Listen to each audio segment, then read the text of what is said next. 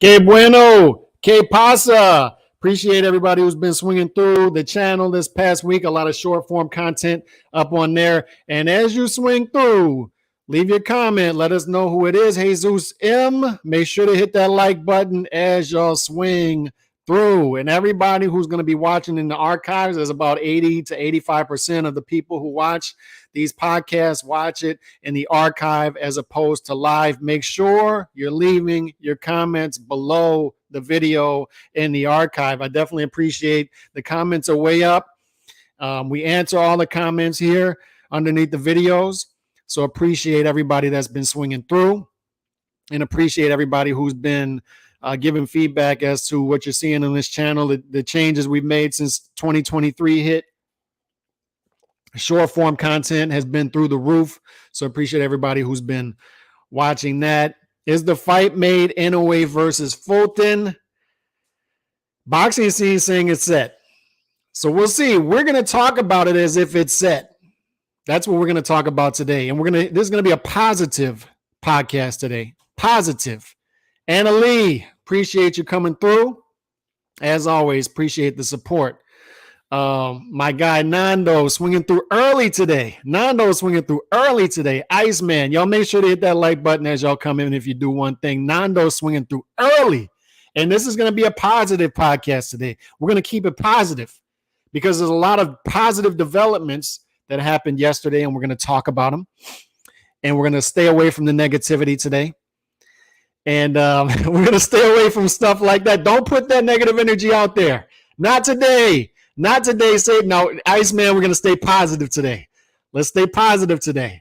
We're going to act like this fight is really set, and we're going to give both fighters props, and we're going to talk about the differences between fighters who are making moves, fighters who are taking control of their careers, fighters who are giving the fans what they want to see, fighters who are going for legacy before currency or legacy with currency, and they'll get more of both at the end of the day, as opposed to fighters who are going currency over legacy, and why we respect the fighters going for legacy. And this is going to be a beautiful, positive show today. Plant versus Benavidez is set for March 25th, Vegas. Inoue versus Fulton in May or June, it looks like, and that's the big one. That's the big one. That's one of the three best pure boxing matches that could be made in the sport. It's Inoue versus Fulton, Bud versus Spence, Bivol versus Benavidez. Those are the three fights that the hardcore boxing fans are demanding that we want. And give props to Inoue and Fulton Jr. because it looks like both of those fighters want that fight. Both of those fighters are negotiating directly. And both of those fighters want to give us that fight when it belongs and where it belongs. It's like spotting a unicorn in this sport. We're so used to giving us fights well beyond the expiration date, not giving us fights at all, giving us fights where they don't belong. If what I'm hearing is true, and this fight does come off in May, June, they're giving it to us when it belongs, when it's supposed to happen, and where it's supposed to happen. So props to both fighters. If this comes off, we're going to be talking about it throughout this show. Pitbull versus Rawley and Plant. I don't ever need to see Rawley again, man. He's not my thing. I'm positive he will duck punches. Inoue versus Fulton should be in April. Look, if it's May, June, whenever it is. Berlanga was dropped.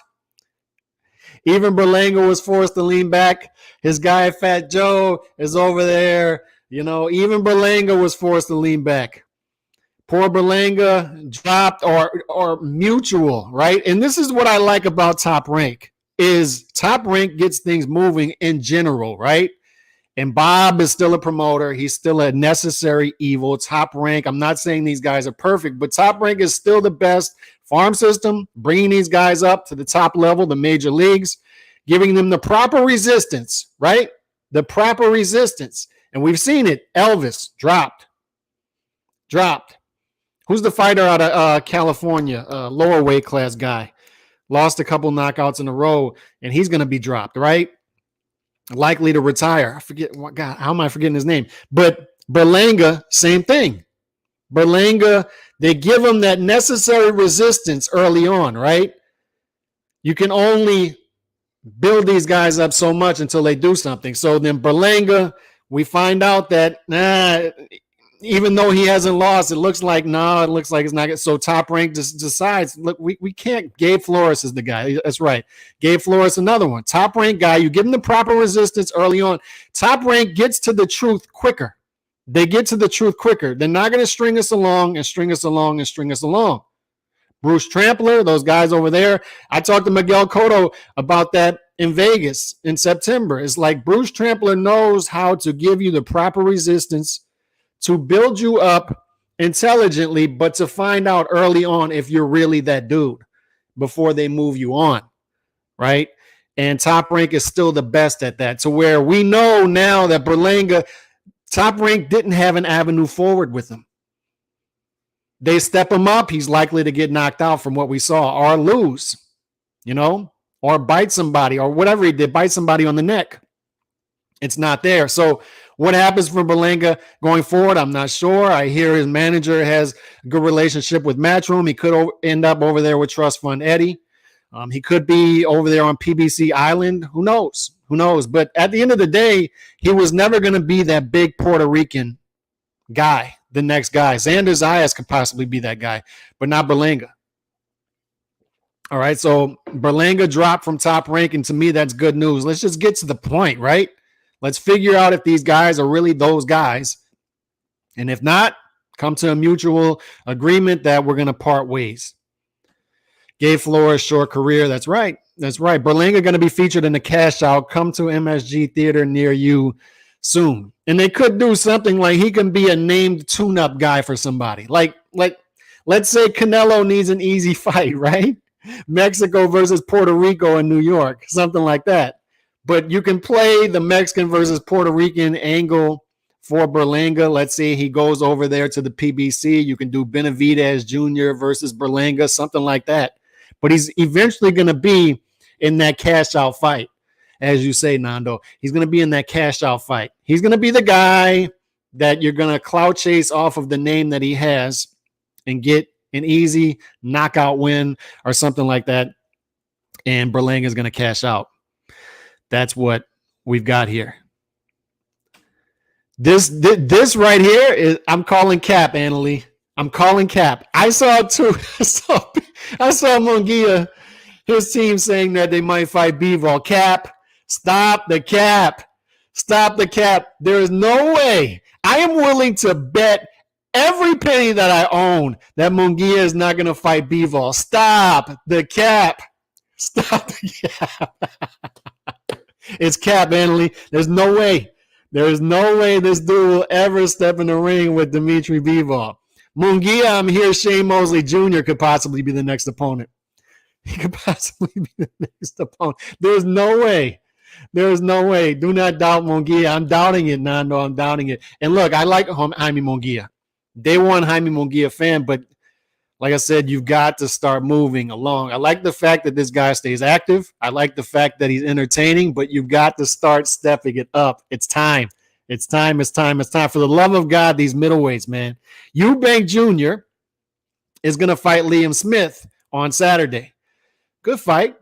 But these middleweights need to get it going. What a dumpster juice division. Oh my God, what a dumpster juice division. And I'll be touching on that a little more on Saturday morning when I do my show, as far as the middleweight division, what it is, how far it's fallen. Middleweight division, a sexy division, and now you've got a guy, you've got Eubank Jr., Liam Smith, good fight on the surface. Jamal Charlo has fought once in the past 850 days. And then Gennady Golovkin is 41 years old. 41 years old, and he's still the cream of the crop in the division because he's the only one who really accomplished anything last year by unifying in the division. Nobody else did anything. Charlo didn't do anything last year. Eubank Jr. didn't do much of anything last year. Who else we going to throw? Janibek is seen as the boogeyman in the division, but he looked pedestrian in his last fight. He looked beatable. So you've got Golovkin still with two belts. Coming off the loss of Canelo, but it was at 168. Golovkin still got two belts, still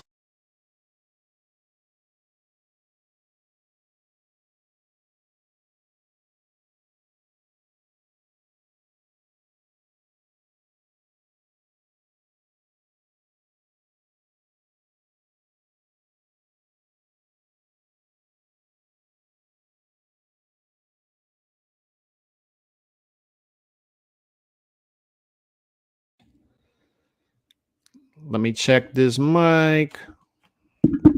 All right, we're good. Sorry about that. I muted the mic real quick. But Janibek is seen as boogeyman in the division. Looked pedestrian in his last fight. Golovkin, the natural process that's supposed to happen in his weight class, in a weight class, is not happening in the two sexy weight classes. Middleweight, welterweight.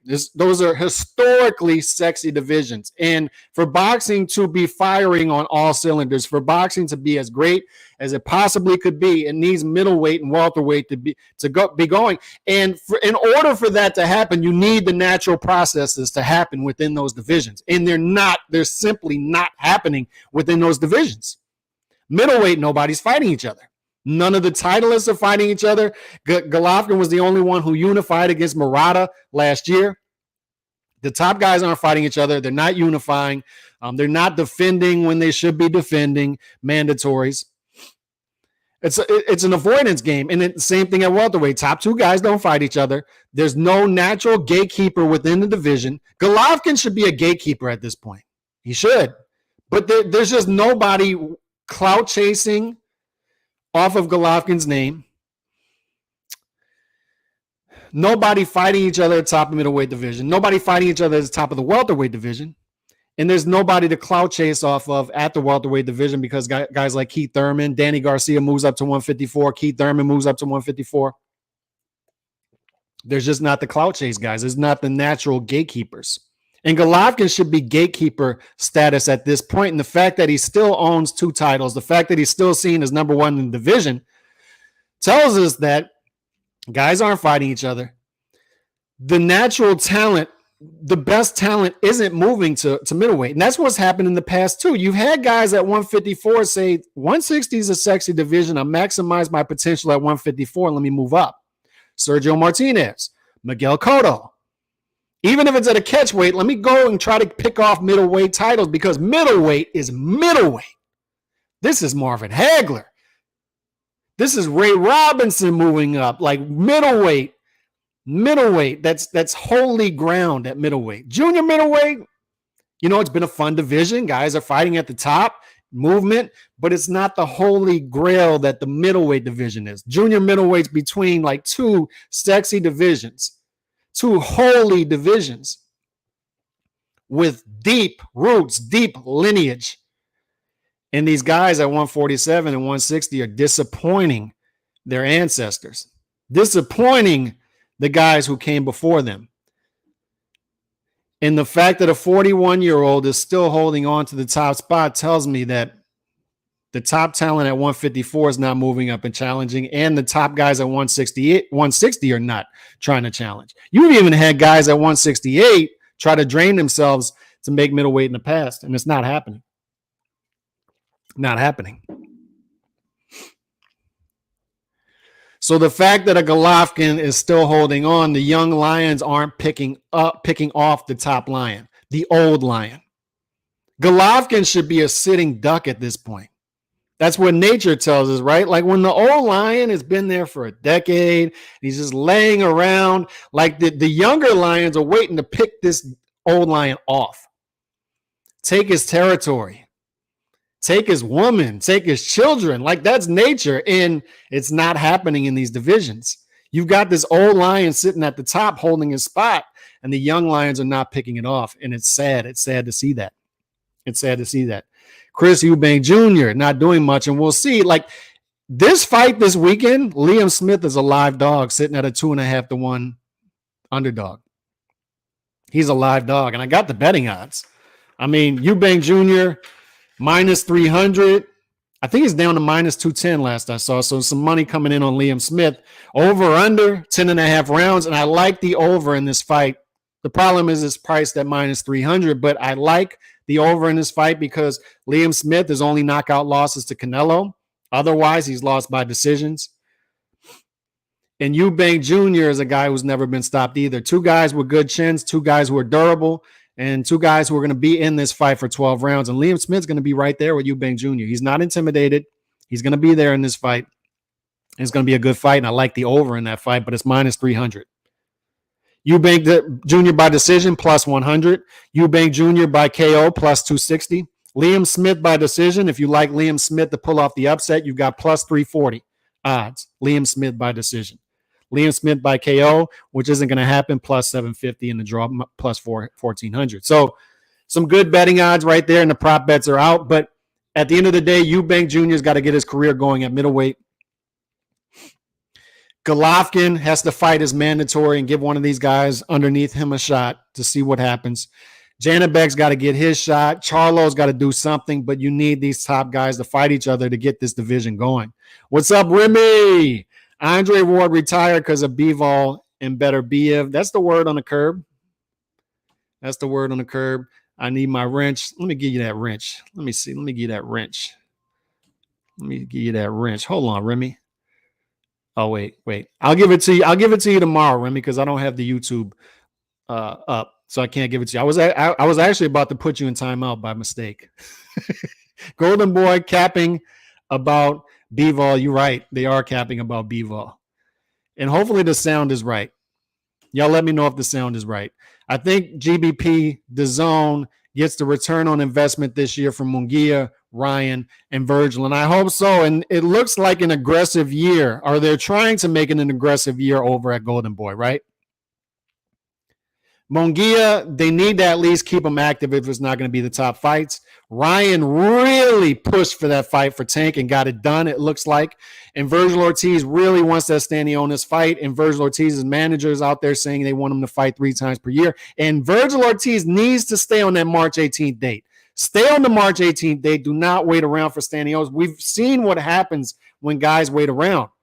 Just get that date, call it a tune-up, and then schedule Stanionis for May, June, whatever you got to do. But stay on that date, because we've seen fights get postponed and then get postponed again. And then you've got a year in your prime where you fight once.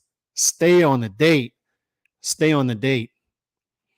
Stay on the date. And this is an important, I like this comment. It's going to segue me into what I wanted to talk about. One of the things I wanted to talk about. Stephen Fulton Jr. apparently was getting the workaround from Al Haymon, from what I'm hearing, as far as possibly fighting Inoue, from what I'm hearing. And Stephen Fulton Jr. started working directly and saying, I want this fight. Look, I want this fight. And I'm willing to go over there to do it. And he understands that the money in the lower weight classes is in Japan. Whether we like it or not as American fans, fight fans, whether we like waking up at 5, 6 a.m. Central Time to watch these dudes fight title fights over in Japan. Josh Franco realized it. Stephen Fulton Jr. realizes it. The money is over there. I can make more money over there. It's really not a hostile environment over there if you listen to the crowd. It's not. They're a respectable audience, and it's a flight, dude. Like, PBC fighters don't know what it's like to take a flight to a fight and look down out of the window and see an ocean. They don't know what it's like. They don't understand that. Everything is domestic level when it comes to BBC. It's all American borders. So to see a PBC fighter say, I want this fight. I'm willing to go to Japan for it. I want to do it now. No marinating. I don't want to marinate anything. Give me the fight now. As a fight fan, as a boxing fan, and we've talked about it on this channel a million times, we've been programmed to believe the stuff that we're fed from boxing's power brokers, that no, it's not time yet. It's just not time yet. No, we need to wait. We need to let this fight marinate a little more. We need to let it marinate a little more. And I even, when I drop these videos, because I've been dropping a lot of short form content on this channel, and when I put out tweets on Twitter, the comment section is littered with this stuff, like Fanager statements. It shouldn't be time. Like, he should wait a little longer. He's not ready yet. He's not ready yet. If he feels like he's ready, he's ready.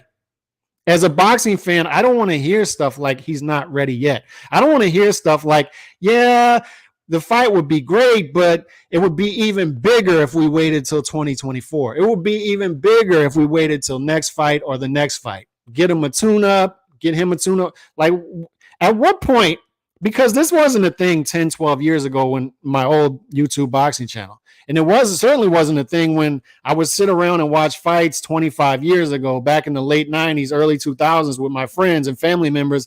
Never were we watching a fight And somebody on the couch next to us would say, yeah, this is a great fight, but it would have been even greater had we waited. He would have made more money had we waited. We didn't even know how much money these guys were making when we were sitting on the couch watching these fights. We didn't know. And Nando always throws this out on Twitter. It's like boxing Twitter is not real life. It's not. The more fights you go to, you realize it. Boxing Twitter does not move the needle. YTBC does not move the needle. You go to these fights and you don't see people talking about how much money these fighters are making. They should have waited. You don't see it. You see people enjoying themselves, enjoying the fights, sitting down with their kids, watching the fights. You don't see people talking bad about other people's wives and how they look, talking bad about their children. You don't see that. You see good for the most part, besides some exceptions in the crowd. Maybe you see a fight break out or whatnot, but people just sitting down, drinking a beer, enjoying the fights, blowing off some steam. And that's what this channel tries to be. It's like, we want to talk about fights. We talk about business too much. Like, I don't want to talk about business. I'm caught up in it because I have to refute some of the stuff I see. And I want to get us back on track in this sport. Be part of the solution. But when I see Stephen Fulton Jr. come out and say, I want this fight, I want it in Japan, I want it now.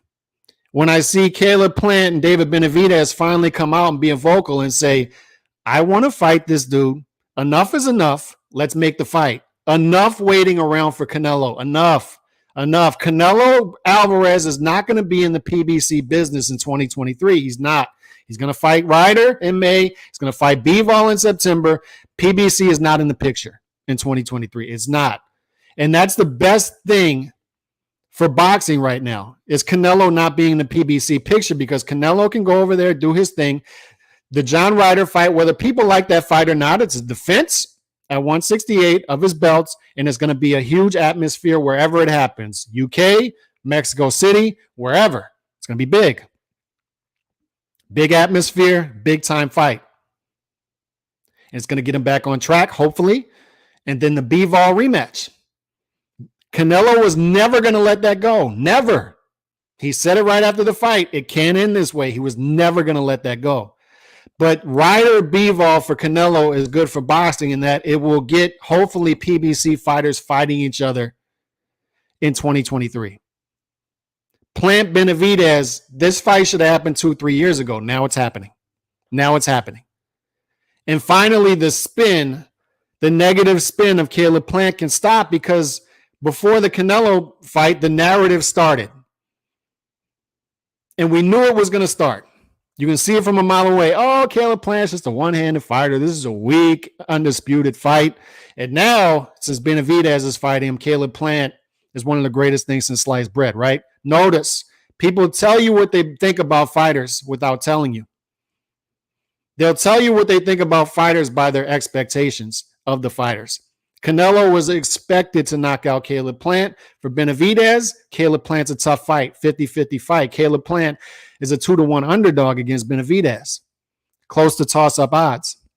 People will tell you what they think about a fighter by their expectations. Number 2 and 3 in the division. This fight should have happened. Now it's happening. Hopefully, Boo Boo Andre gets on track with the PBC. Hopefully, Jamal Charlo. Hopefully, these fighters start fighting each other. Hopefully, Jamal Charlo moves up to 168. Morrell Jr. is in the picture. You get PBC action at 168. Let Mel move up to 160. Bring some positive energy to 160. Hopefully, these movements start to happen now that Canelo Alvarez is out of the PBC picture in 2023. But ultimately, what I love to see is fighters taking control of their careers and realizing what this is supposed to be. And what it's supposed to be is the manager, promoter, network exec, they work for me. The advisor works for me, not the other way around. We've lost sight of that. And as fanagers, we've lost sight of that definitely, because we constantly parrot these talking points. This fight can't happen now because this guy's with that guy, that guy was with that guy. And it's the reason I love this comment is Ryan is one of those fighters that demanded the fights. He demanded the Tank fight. The Tank fight is happening almost solely due to, and don't doubt me on this, Ryan being out publicly in front of this. ESPN, Stephen A. Smith, they're all talking about it. They all saw Ryan Garcia post this on Instagram and Twitter and say, the boxing business is messing up the sport. I want to fight Tank. And since I'm calling out Tank, Tank wants to fight me because Tank hasn't been that vocal, to be honest. Make the fight happen. DAZN, Showtime, Al, Oscar with his fake abs, they can all come together and make this fight. They're brainwashing you to believe that they can't, but they can. It can happen. There are roadblocks, but these are realistic roadblocks to hurdle. These fights can happen.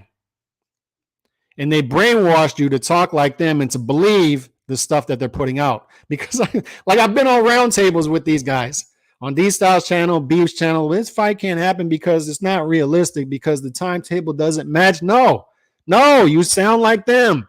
If I wanted to hear that type of talk, I would just tune into a Steven Espinoza interview, but I don't. I don't need to hear you talk like Steven Espinoza. Ryan said, I wanted to fight a tune-up, and I wanted to stay active and sharp in 2022. I wanted to fight again a third time in October, and then again a fourth time in December. I wanted to fight a tune-up in October and then fight Tank in December or January. And what was I told? I was told that if I take the tune-up in October, that I lose the fight in December and January, because apparently they don't want him sharp or whatever. So he says, okay, I won't do the tune-up. Give me the fight in December, January. And then Tank's team announces the Hector Luis Garcia fight in January. So Ryan's sitting there. He's like, what am I supposed to do with that? So it doesn't bother me when Oscar comes out on Friday evening and says, I need a contract. I need a signed contract.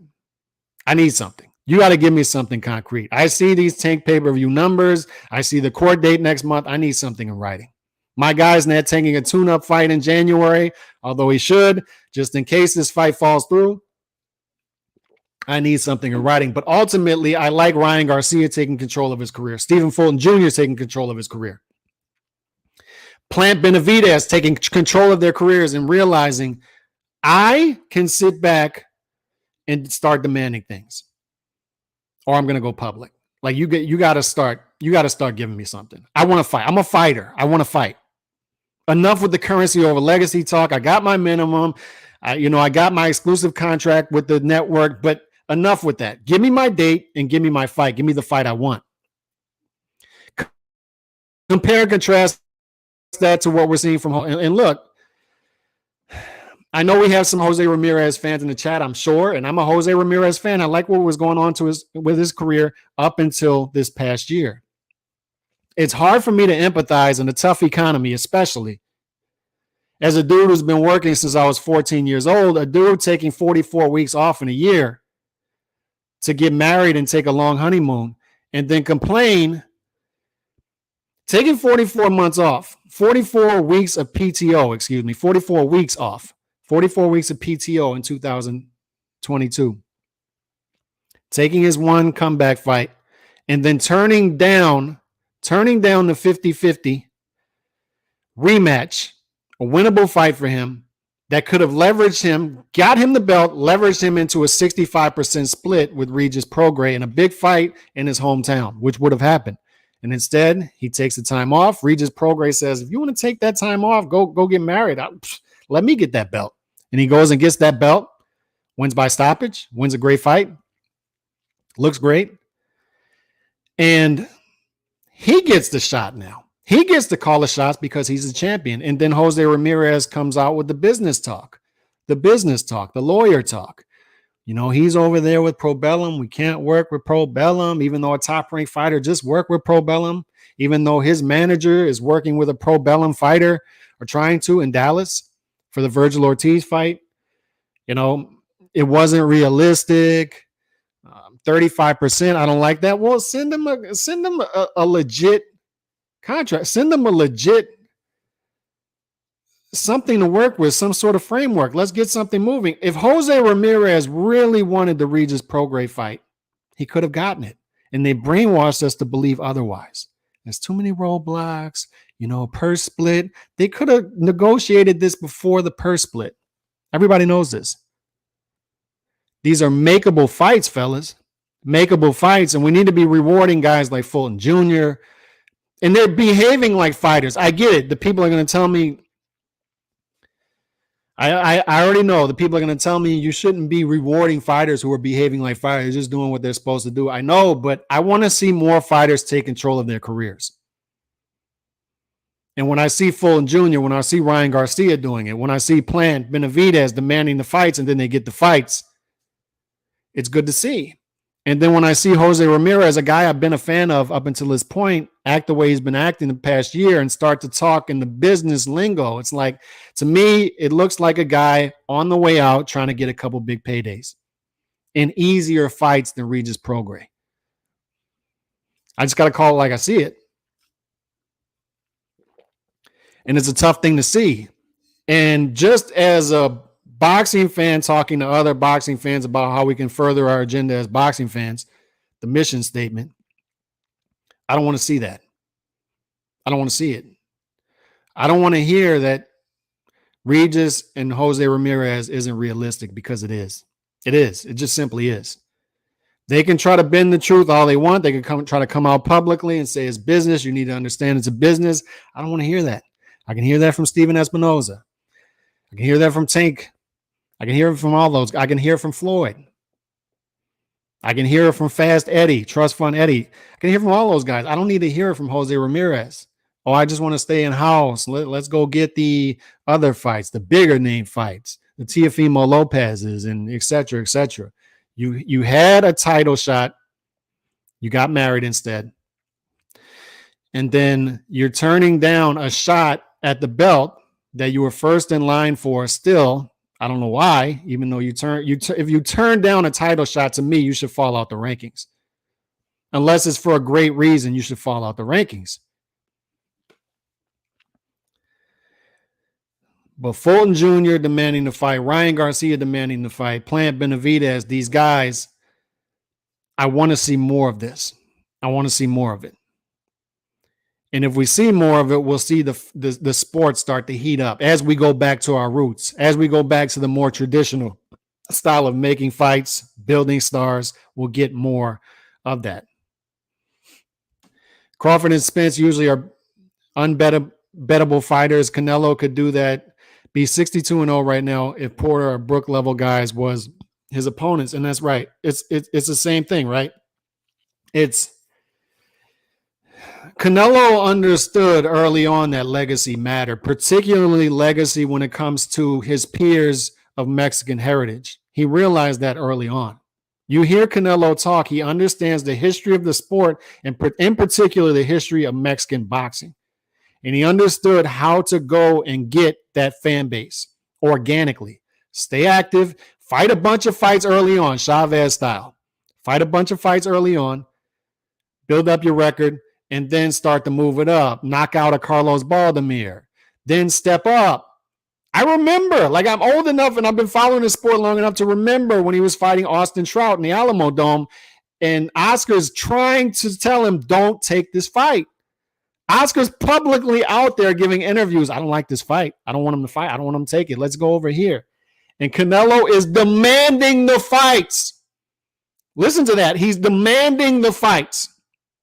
And he's saying, I don't care if you say I'm not ready. I don't care if my promoter is saying I'm not ready. I don't care if my whole team is saying I'm not ready. I want to fight Austin Trout. And what does he do? He fights Austin Trout. He wins the fight. Everybody's saying it's too early for Mayweather. You're not ready. You're not ready. And he loses the fight. And he soundly loses the fight. But guess what? Nobody abandons him. Why does nobody abandon him? This is a teachable lesson. And the chat can help me out with this. Why did nobody abandon Canelo after his O disappeared? Why? Why did nobody abandon Canelo after his O disappeared? Because he fought the fight. He lost the fight. He went for legacy. He fell short. We trusted Canelo enough after that loss to know he's going to stay with the same track record. He didn't have to take the Trout fight. He could have went the Munguia route. He could have kept fighting guys, B, C level guys who were well past it. WBC would have bent over backwards for him like they did in the Matthew Hatton fight. But he went out there and said, enough with that, man. I don't need to be pampered. I don't need to be pampered. I know I look like Richie Cunningham. I understand, but I'm not a bubblegum dude over here. I'm about that life. Let me fight Trout. Let me fight Mayweather. Again, Erislandy Lara. Erislandy Lara is all wrong for Canelo. All wrong. He goes, fights Erislandy Lara and beats him. Canelo can't beat movers. He fought him. Trout, Mayweather, Lara fought movers. I remember Canelo at 160. Canelo he can't move up to 168 and beat Billy Joe Saunders. Billy Joe Saunders is all wrong for him. Then he moves up to 168 and everybody's acting like Billy Joe Saunders is some sort of easy fight for him. They continue to move the goalposts for him, but he fought the fights is the point. Don't care how many losses he has, draws, it doesn't matter. He fought the fights is the point. Y'all hit that like button. Make sure just hit that X real quick, then the like button, and pull the comments back up. But he fought the fights. He took control of his career. He realized Oscar's not going to want to give me these fights. Oscar's not going to want to give me Trout. He's not going to want to give me Mayweather. He's not going to give me Lara. But guess what I'm going to do? I'm going to knock on that door, Golden Boy Promotions. I'm going to call him constantly. I'm going to leave voicemails. I'm going to text him. Oscar, you work for me. I'm the boss. Canelo runs this show. Canelo runs Canelo's career. I can reach out to other people to advise me on how I should carry out my career. I can reach out to lawyers. I can reach out to people to advise me how to navigate my career. But guess what? At the end of the day, I call the shots. I say who I want to fight, and I fight those guys. That's how this works. So if I say I want to fight Austin Trout, you go out and make that happen. San Antonio, Houston, Vegas, wherever you want to do it. However you're going to work the numbers. Try to maximize my numbers, but make the fight happen. Take control of your career. Stay in people's faces. Fight high valuable fights. Fight fights that I know the boxing fan is going to value. That was the Canelo model. And they can bend it all they want. They can say, oh, Canelo just had a built-in fan base because, he's a redheaded dude from Mexico and the women love him. And he had that built-in fan base. But you can lose that fan base. Boxing, not only boxing, every sport, politics, social issues, you can lose your base quickly if you stop behaving like yourself. Canelo behaved a certain way early on, and he stayed true to that throughout his career. And that's why he was not only able to keep his base through the tough times and the good times, he was able to attach more people to that base. He was able to grow his base. How many other fighters are talking about going to the UK right now who are from North America? How many? How many? Quick question. How many? How many American fighters? How many Mexican fighters? How many of them are saying, I will willingly, as the A side, I can do whatever I want. I can fight wherever I want. I can fight in my backyard. I'm sure Canelo has a big plot of land somewhere. I can fight in my backyard. I can fight wherever I want, whoever I want. But how many fighters are willing to go across the pond to fight just so they can build their global brand? Canelo's still doing this late in his career. And they can bend it however they want. Oh, it's just John Ryder. Anybody, if Benavidez beat John Ryder tomorrow, it would be the biggest win on his resume. If Caleb Plant beat John Ryder tomorrow, if Morrell Jr. beat John Ryder tomorrow, it would be the biggest win on their resume. Canelo's willing to go across the pond and do it. And I'm not saying that this is some sort of legacy winning fight. It's probably not a top 10 win on his resume. I understand that. But what I'm saying is, how many fighters in North America are willing to go across the pond? How many are willing to get on a plane, to go to a fight, look down and see the ocean, especially as the A side? How many? How many are making these sacrifices? So this dude has been behaving a certain way consistently throughout a 15-year career. And that's why even if he were to be upset by John Ryder, even if he were to lose the B-Vol again, and this time it would be 120 to 108, or maybe he even possibly gets stopped, the next fight he fights in 2024, he'd still have a sellout crowd, no matter where he fought. Right? Writer equals trash. Annalie's not a fan. Salute Callis, salute Ricky Ricardo, and I missed a bunch of comments up here, but it's just my point, and it's the main point I wanted to hammer home today, and we'll talk about more things here in a minute, but the main point is fighters behaving like fighters, fighters taking control of their careers, fighters demanding the fights, fighters demanding those fights, standing on their own too. It's hard, man. Like it's difficult when you're an employee and you have to go into the manager's office and start demanding things, especially if you don't have much leverage. But the difference is these fighters do have leverage, and these fighters are not the employees. They run their career, they control their careers. I know they're locked into these contracts, but it's time to start demanding things. It's time to start pushing back against that establishment, the power broker establishment in boxing, and saying, no, I understand you telling me this is how things work now, but not here, not with me.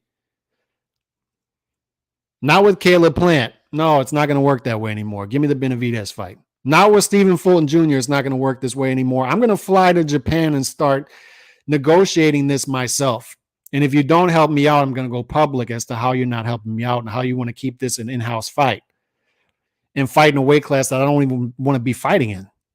I want to be undisputed in my weight class. I want to fight a super fight with Inoue. Before that, I'm demanding these fights. It makes me look bad. If Inoue moves up to 122, he immediately drops all 4 belts after he becomes undisputed at 118, comes into 122 and tries to mark out his territory. As a man, it makes me look bad. It makes me look bad to boxing. It makes me look bad to my fan base. I need this fight to happen. And by the way, this is economically the best fight for me, especially if we do it in Japan. No, don't go to Japan. We don't fight fights outside of America and PBC headquarters. We don't. We're domestic level. No. I'm Stephen Fulton Jr. You work for me. I'm demanding these things as the fighter. Give me the Inoue fight. Give it to me in Japan. Maximize my profit. I'm going to go over there and win. That's how Fulton Jr. should be looking at this. And it is. And that's the point. More fighters behaving like fighters. More fighters behaving like fighters.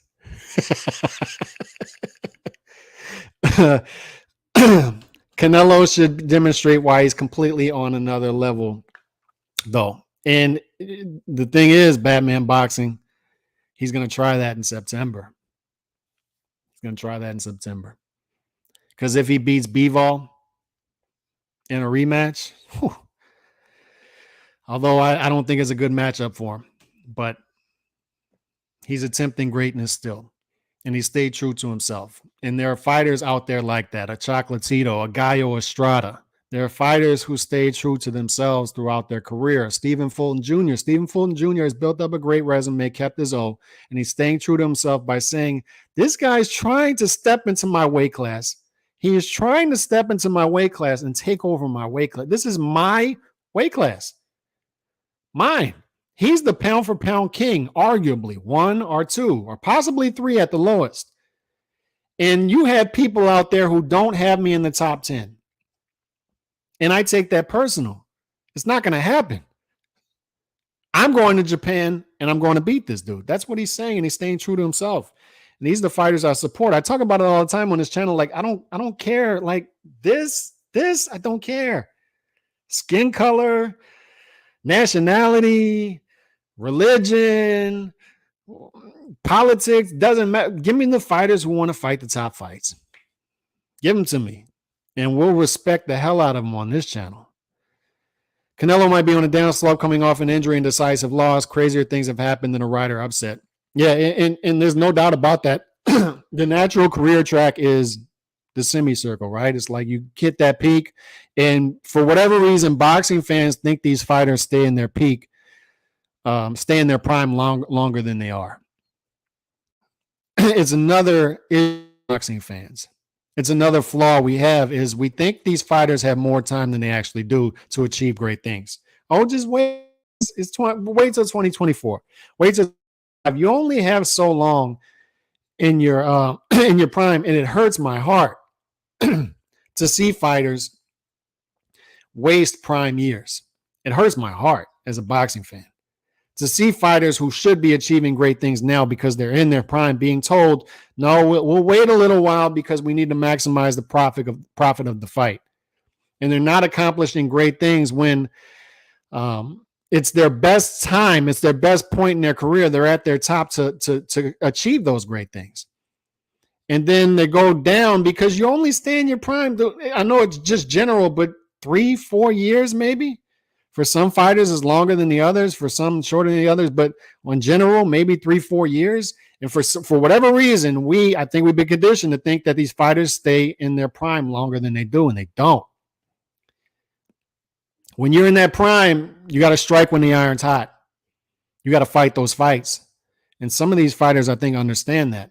But Canelo is on the down track. And I think he's well into it. I think he knows his window's closing. And I think that Golovkin fight and the Bivol fight, I think 2022 showed us that, right? He is a bit on the downtrend. He can still achieve great things and will still attempt to. But that's why we cling on to guys like Canelo as boxing fans, guys like Arturo Gatti. Arturo Gatti didn't have to fight. Arturo Gatti didn't have to move up and wait and fight Oscar De La Hoya. Everybody knew he was going to lose that fight. Fight Mayweather? He could have fought Thomas Domgards for $2 million per fight. Instead, he fought Mayweather.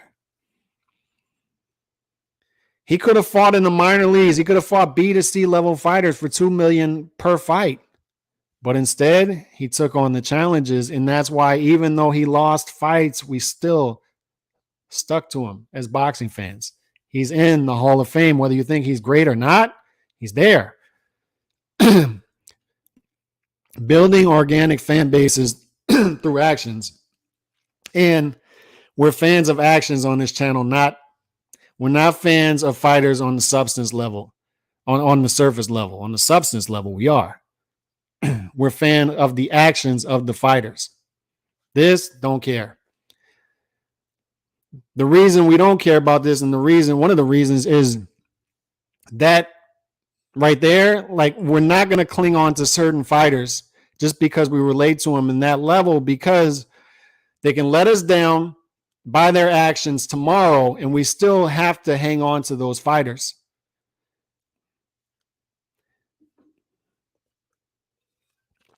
But if we do it from a substance level built up by actions over time, we still cling to those fighters as long as those fighters stay true to their actions. So, Inoue, why are we fans of Inoue? For the people who don't follow lower weight classes close, the reason is 19 title fights. This dude has fought 19 straight title fights. 16 knockouts in those title fights. 19-0 with 16 knockouts in title fights. And for whatever reason, historically, at least recently, Japanese fighters don't unify, don't become undisputed, and he did. 19-0 throughout 4 to 5 different weight classes. Trying to become, it's 4 different weight classes he's competed in up to this point. Trying to become a world champion in his 4th different weight class, competing in his 5th different weight class soon. And I talked about it when I dropped the Manny Pacquiao video the other night, it's abnormal. Like, it doesn't happen. A dude competes in 65% of boxing's weight classes like Manny Pacquiao did. Manny spoiled us. You competed in 11 of boxing's 17 weight classes. 11 of the 17. Like, dude, and people are hitting me up, oh, he juiced. Pacroyd. Dude, I don't care what he did. I don't care if this dude drank dragon blood. It doesn't matter. This dude competed in 11. How many dudes? I know a bunch of dudes are juicing out there and have been juicing in boxing. How many of them competed in 11 of 17 different weight classes? How many? I don't care if Barry Bonds, what he was doing. How many hit 73 home runs? How many? This dude had one of the craziest stats I've ever seen, Barry Bonds, on how many times he got on base that year. He hit 73 home runs. I don't care what he was on. You had a bunch of dudes doing the same thing he was doing. How many of them did that? How many of them were walked intentionally with the bases loaded? How many of these dudes who were juicing competed in 11 different weight classes? But the reason I bring it up is once you get, like historically, once you get to that 5th different weight class, if you're a really special fighter, like Inoue is a generational talent. He's a special fighter. Once you get to that 5th weight class, generally, that's when you start to like hit that ceiling. It's like, no, I thought I was there, but I can't compete in this weight class. I just can't at the top level. Canelo moves up to 175, and it's like, maybe it's just a bad matchup, but it's like, this may be a little too much. And people think I'm using weight. It's not, man. This is boxing, and this is why there are weight classes. It's like you go up there and you realize it's like Manny Pacquiao. People thought the Margarito fight was easy for him. He said it's one of his toughest fights of his career. He said he was feeling Margarito's power, and he's like, man, this might have been a mistake. It's like he gets up to 150 catch weight or whatever it was, and he's like, no. I thought maybe I could reach middleweight. It's not happening. A 12 weight class is not happening. Can't do it. Manny got up to welterweight. He only had 3 knockouts in 18 fights. People think that Pacquiao carried up his weight to welterweight. He didn't. His last highlight reel KO was at 140 against Ricky Hatton. His weight, his power did not carry to 147, and that's what made his run special at 147. Is he did it in other ways, every other weight class. And I can bring it up. I had it in my notes.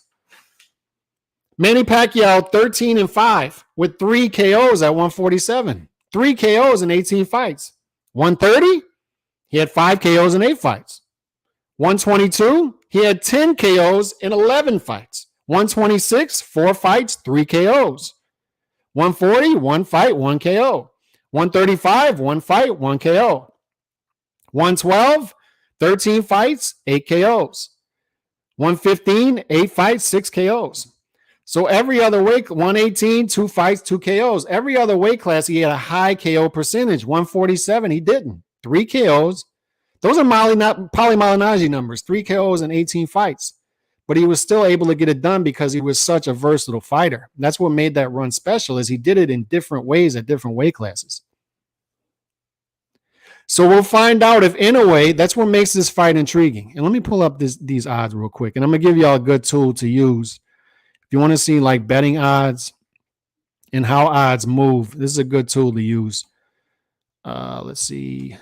And this is proboxingodds.com. Let me share it real quick. And y'all let me know if y'all see this good. Let me see. And y'all should see this good.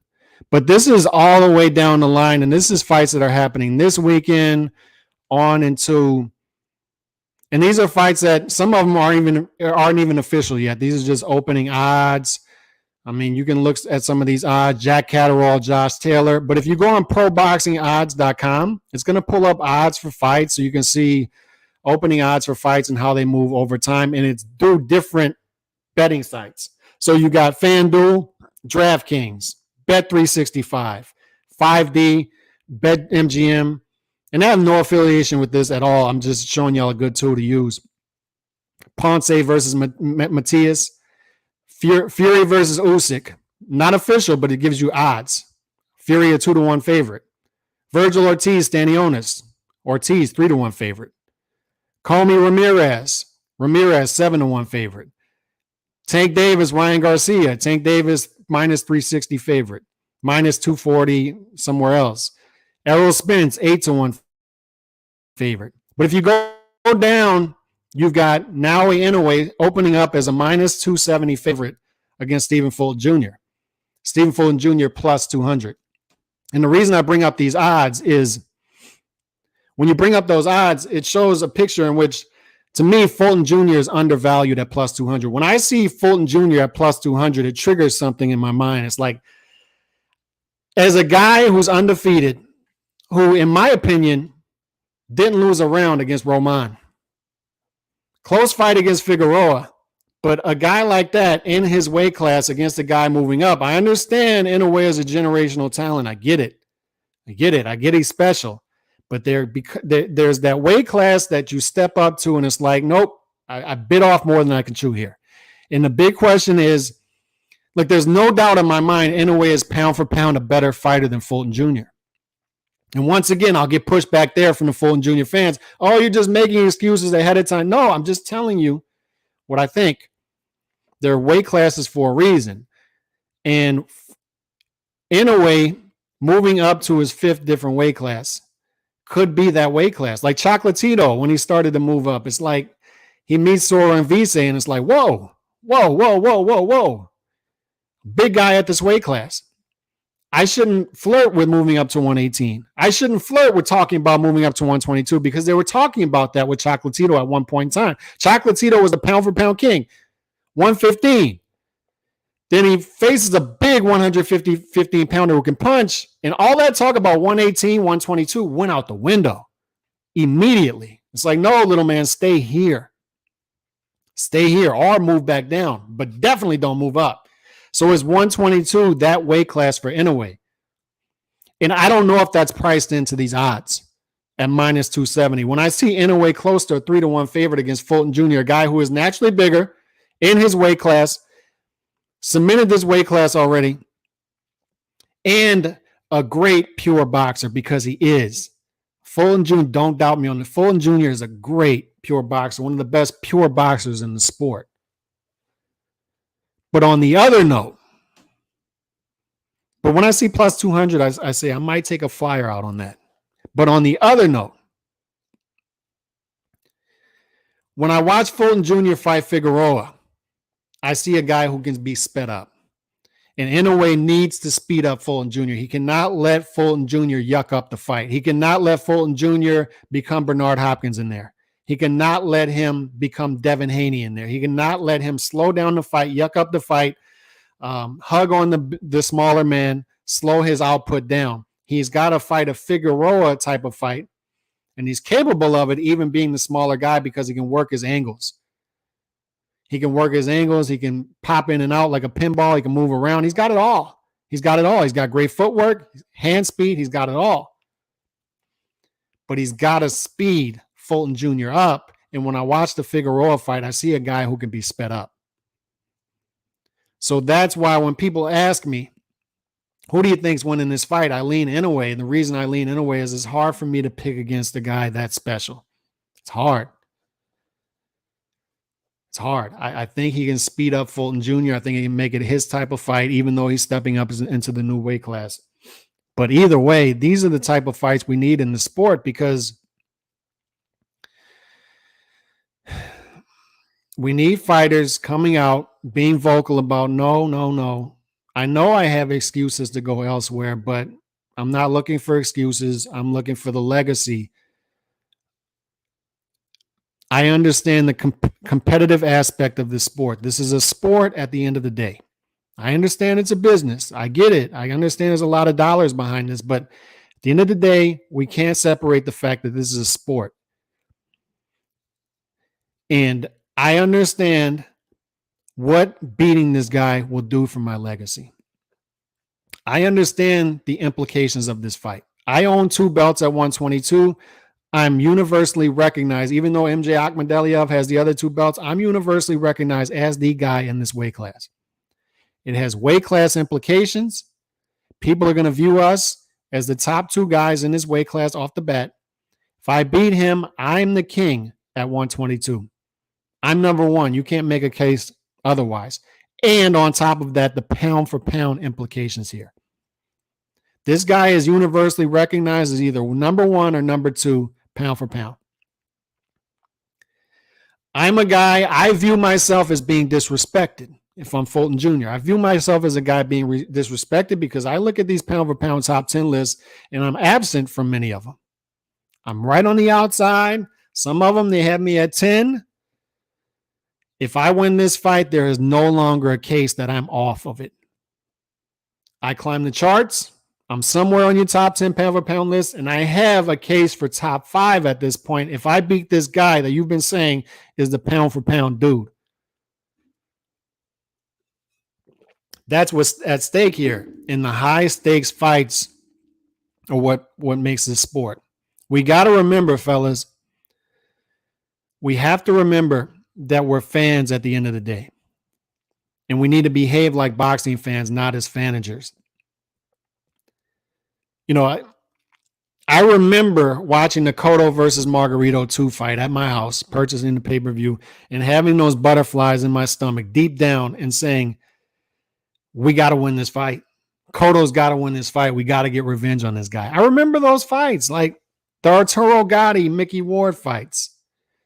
Some of the Pernell Whitaker fights back in the 90s, like the fights that you're invested in as a fan in a certain fighter because you like that fighter for whatever reason.